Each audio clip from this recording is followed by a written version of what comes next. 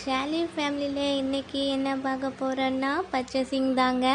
ஷாலி குட்டிக்கு பர்த்டே வரப்போகுது. அதனால் நம்ம பாடியில் இருக்கிற தி லெஜண்ட் சரவணா ஸ்டோர், மிக பிரம்மாண்டமான சரவணா ஸ்டோருக்கு வந்திருக்கோங்க. சரி வாங்க உள்ளே போய் பார்க்கலாம், அண்ணாச்சி இருக்காங்களா இல்லையான்னு. நம்ம கிழக்கு இருந்தால் அண்ணாச்சியை பார்க்கலாம். ஸோ உள்ளே என்ட்ரன்ஸ் ஆனதுமே சூப்பராக இருக்குங்க.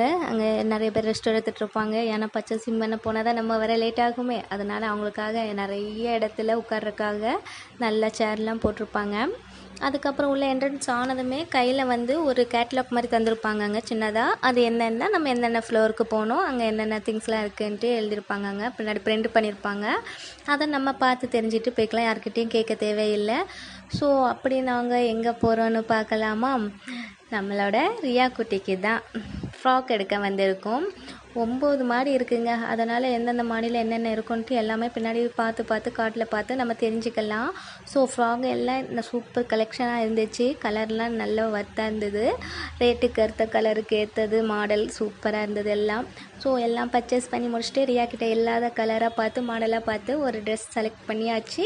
அதுக்கப்புறம் ட்ரெஸ் செலக்ட் பண்ணி ரொம்ப அவளுக்கு டயர்டாகிடுச்சு. அதனால் சரி குழந்தைய சாப்பிட கூட்டு போகலான்னு எக்ஸ்லெட்டரில் தான் நின்றுட்டு வருவேன்னு அவங்க அடம் பிடிச்சாங்க. சரின்னு ஓகே சொல்லிவிட்டு அதுலேயும் ஏறி வந்தாச்சு. ரொம்ப என்ஜாய் பண்ணாங்க. 9 மாடி என்னும்போது ஏறி வர்றதுக்குள்ளே அவங்களும் அதை பழகிடுவாங்க. அப்புறம் போகலான்னுக்கிட்டு சாப்பிட போயாச்சுங்க. உள்ள என்ட்ரன்ஸ் ஆனதுமே பயங்கர கூட்டங்க. ரொம்ப கூட்டமாக இருந்தாங்க. வெளியில் பார்க்கும்போது சேர் கம்மியாக ஆள் இல்லாத மாதிரி தான் இருப்பாங்க. பட் நம்ம டோக்கன் வாங்கிட்டு சாப்பாடு வாங்கிட்டு வர்றதுக்குள்ளே ஒரு சேர் கூட இருக்காதுங்க.